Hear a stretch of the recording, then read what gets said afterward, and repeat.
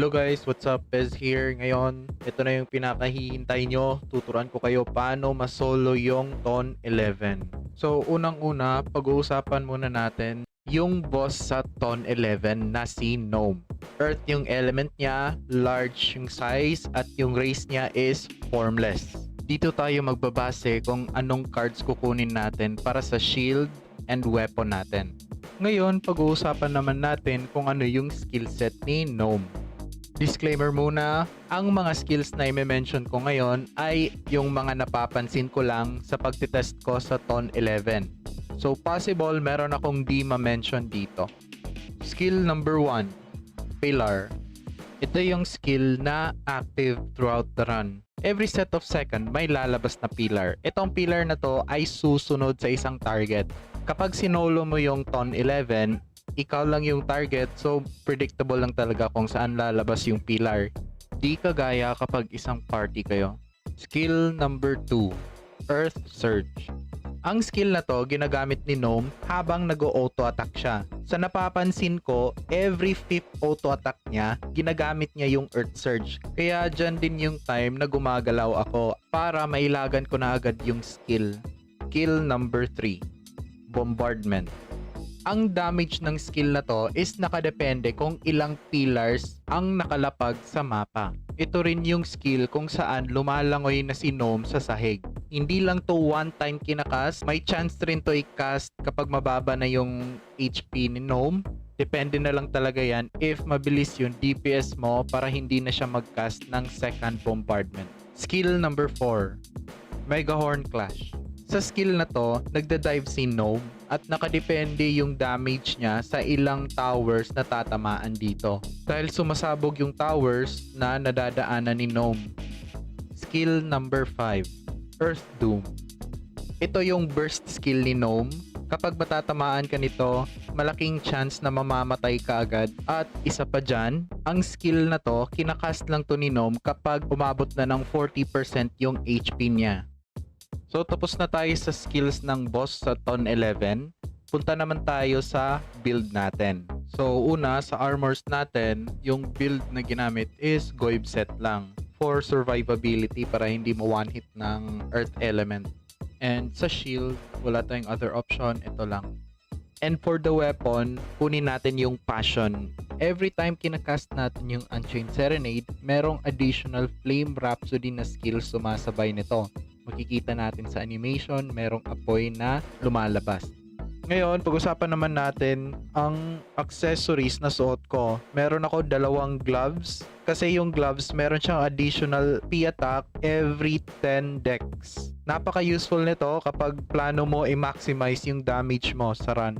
At dito na tayo sa exciting part ng video natin. Pag-uusapan natin yung enchants. So, ira-ranking ko yung mga available enchants from priority to least prioritized na stat. Nakadepende na lang talaga kung ano ang available sa inyo. Sa armor, meron tayong PvE technique, vitality boost, anti-P damage, anti-magic damage, and VIT.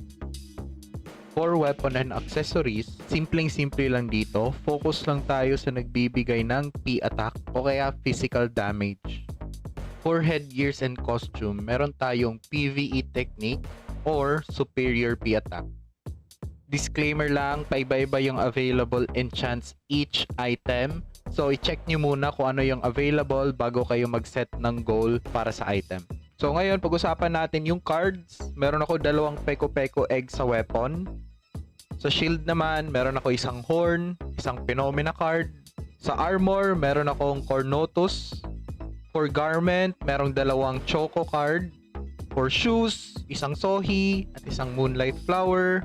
For accessories, meron tayong Illusion Osiris card at isang Stemworm card for additional damage. Sa headgear naman, meron ako ditong isang Cramp at Martin. So ngayon, ipapakita ko sa inyo ano yung nilalagay ko sa manual at auto skills ko.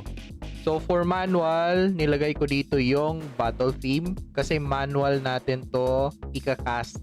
Kasi around 2 seconds to bago malapag yung buff. Timingin mo lang na hindi ka busy sa pag-tank, tsaka mo i-cast to. Next naman is second layer. Meron tayong Blow Whistle, Death Valley, no, sa auto. Dito yung Unchained Serenade, Song of Luti, Steady Focus, Blow Whistle. Sa next page is merong Final Rhapsody. Now, ipapakita ko sa inyo with this setup, kayang-kaya mag-solo ng Tone 11.